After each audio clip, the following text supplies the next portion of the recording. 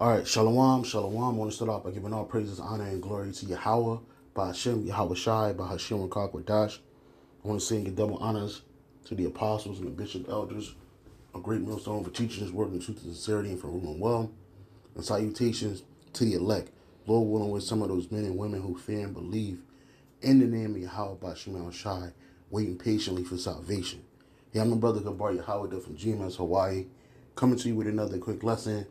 And it was inspired by this video. This is off of George Galloway's page, right? He's like some type of Edomite insider. He's like the UK version of Alex Jones, or similar to that fact, right? And anyway, he was interviewing this man named Professor Saeed Morandi about the situation in Iran and how Amalek, the true Amalek, them so-called Jews, small hats, basically want to destroy them. They want to burn everything. They want to burn the people. They want to destroy the people.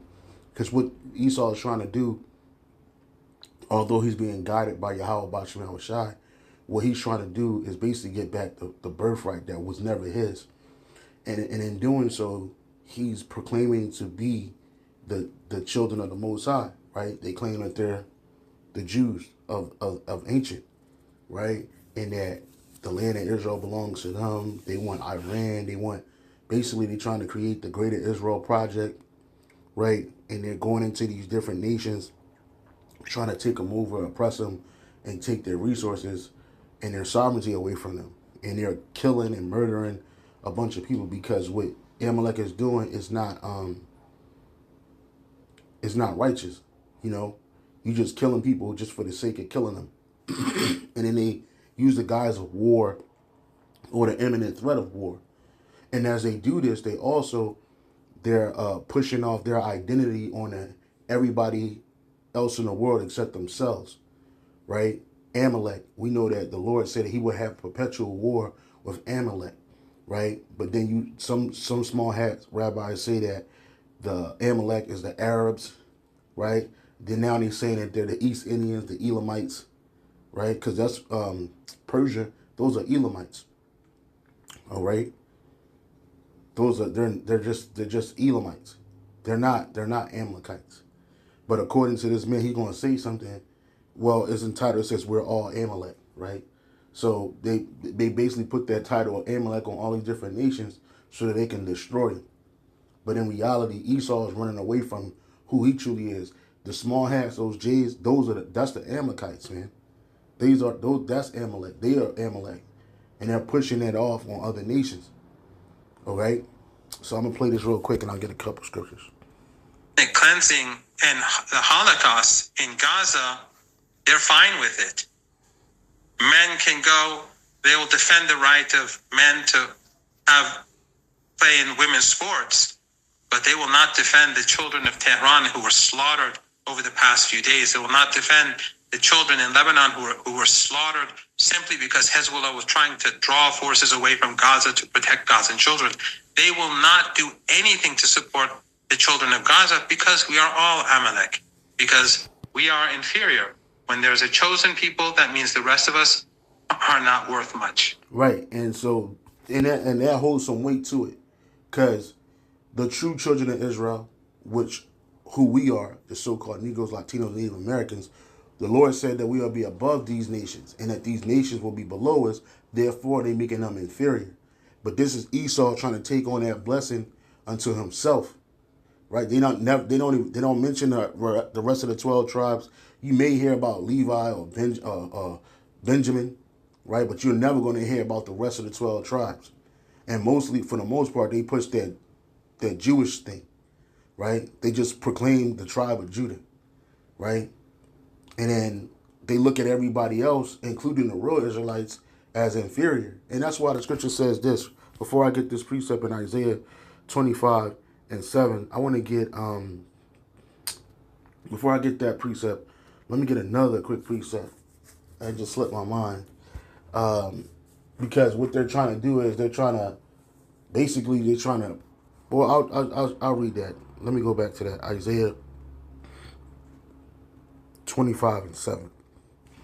Because it just slipped my mind. I had a precept Hopefully I get it back. But this is Isaiah 25, verse 7.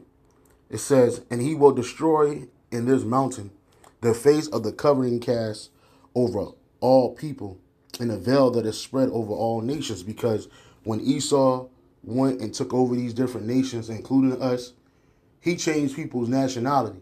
He changed people, the names of nations, the names of lands, right? Lands were typically named after nations of people, like Israel. Yasharallah was named after our forefather Yasharallah, whose original name was Jacob.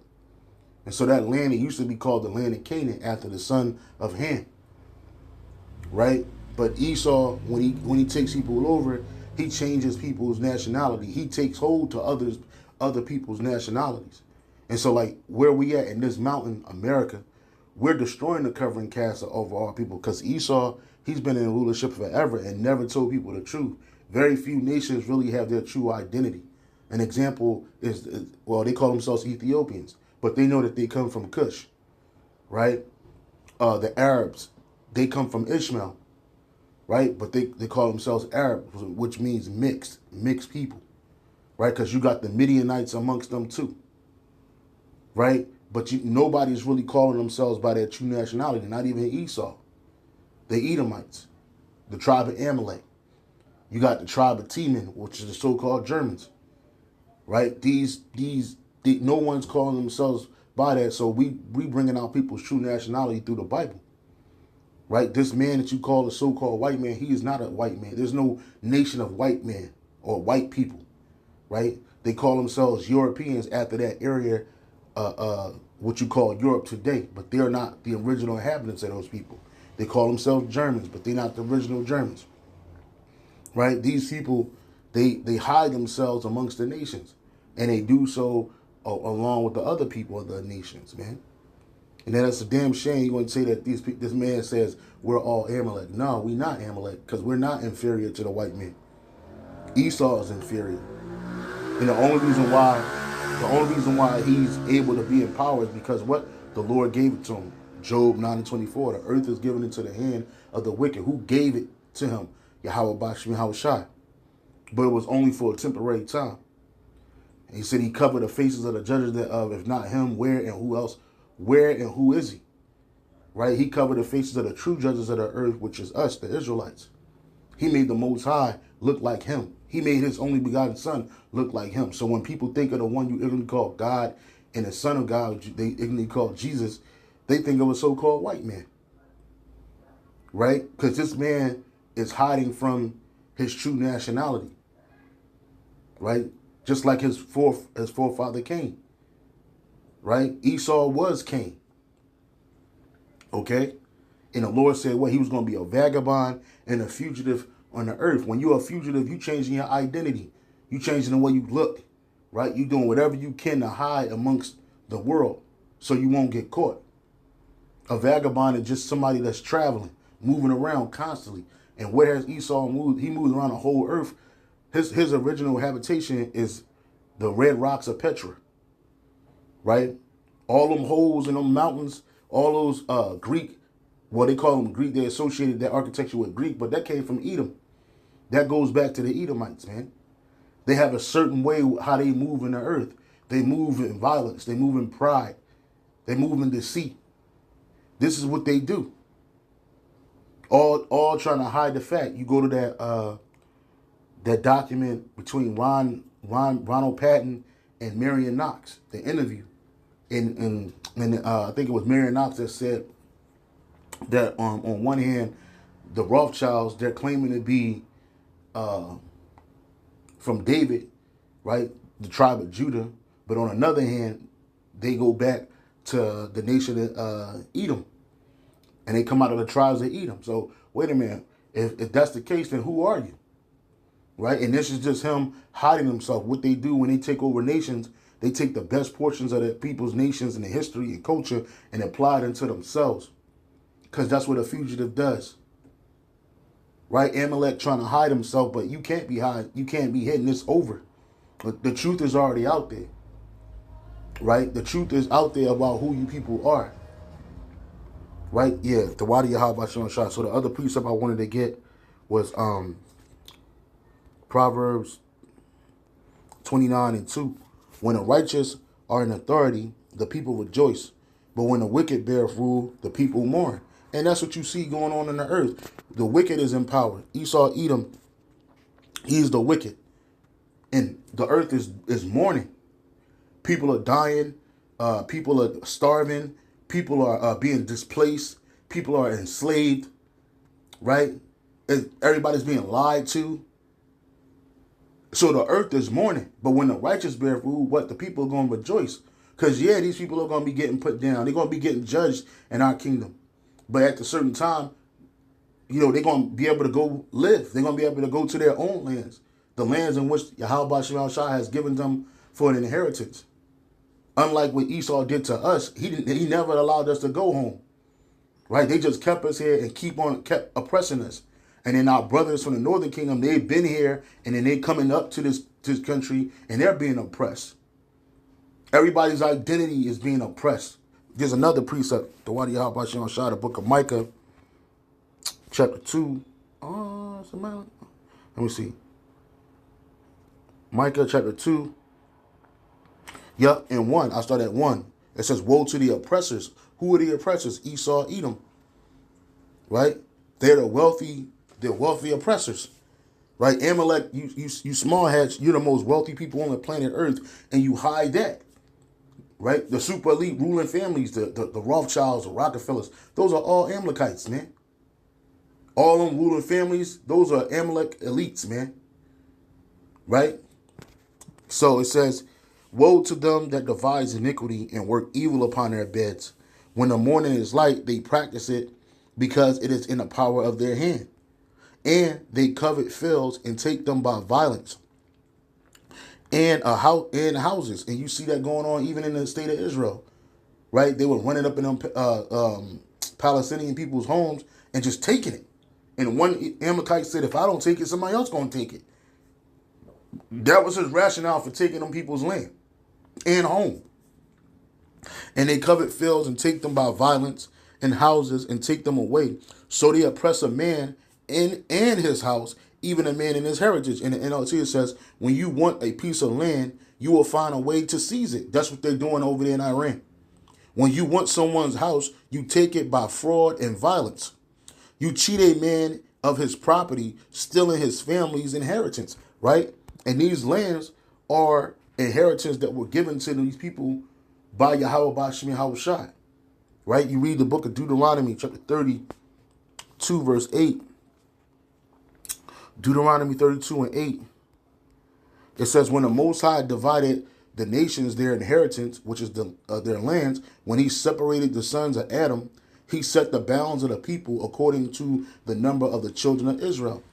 In the NLT, it says, when the Most High assigned lands to nations, when he divided up the human race, he established the boundaries of the peoples according to the number of his heavenly court. The Lord's heavenly court are the Israelites. Right? So here it is. The Lord gave these different lands for an inheritance. You're not supposed to impede on somebody's inheritance. But see, Esau, he doesn't recognize people's natural land inheritance that were given to them by Yahweh by Shema Shai. If he sees something he wanted, right? And what in the state of Israel with Benjamin, not a Jew, this dude, he's sparking this fire between these different nations because he has to keep the war machine going and keep himself relevant. On top of the fact, it's all being spiritually and divinely guided, but nonetheless, on top of the fact, this man, they want something over there, right? They wouldn't be bombing that place to hell and back if it wasn't something they want. They want to stoke a war. They want the World War III to happen, which in turn, how about Shemal Shai really wants it to happen. But nonetheless, it does not take away from the wickedness and evil that is Amalek and the Edomites, man. They're all the same. You can be a Temanite, you can be an Amalekite, or whatever tribe of Edom you come from. They're all wicked. They all have the same spirit upon them. A spirit of deception, lie, robbery, murder. They love blood. That's why their hearts are not pouring out for the blood of these people in Gaza, the people in Iran. They're destabilizing a whole sovereign nation for whatever reason. right? And it's multifaceted. Like Elder Apostle Zahar said in his last video I just saw today, his previous video I just saw today, he mentioned how like Esau is just being wicked like the Lord created him to be. The Lord created Esau to be this way, to be heartless, to have no mercy, to be violent, to be angry, to be deceitful. He created this man to be this way. And ultimately he's going to judge him for it. Right? See, that's the beauty of the knowledge and wisdom and understanding of Yahweh Bashim Yahushai. And everything is going to be turned right side up.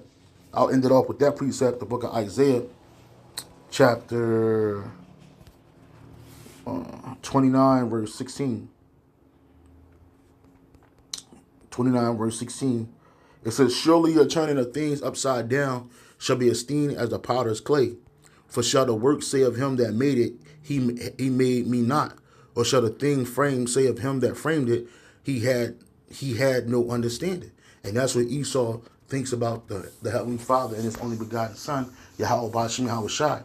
And that's why he's trying to recreate the world in his own image. Right? He basically saying that there is no power. That's what he says. He says he's the power.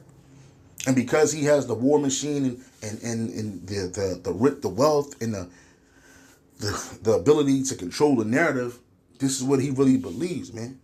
But he's Amalek. Right? That's what he is. He's these small hands. That's Amalek. That's Amalek, man. Right? And in the kingdom of heaven, he's gonna be dealt with severely. And ultimately, the whole nation of Edom is going to be eviscerated off the planet Earth, man. And wherever else we got them scattered at, working at. They're going to be all rounded up in the end when it's all said and done. And this is the future.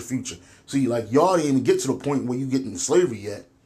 And that's a whole 1,000 years of hardcore, straight up destruction for you, man. And as while you working. Right? It's going to be hell to be an Amalekite.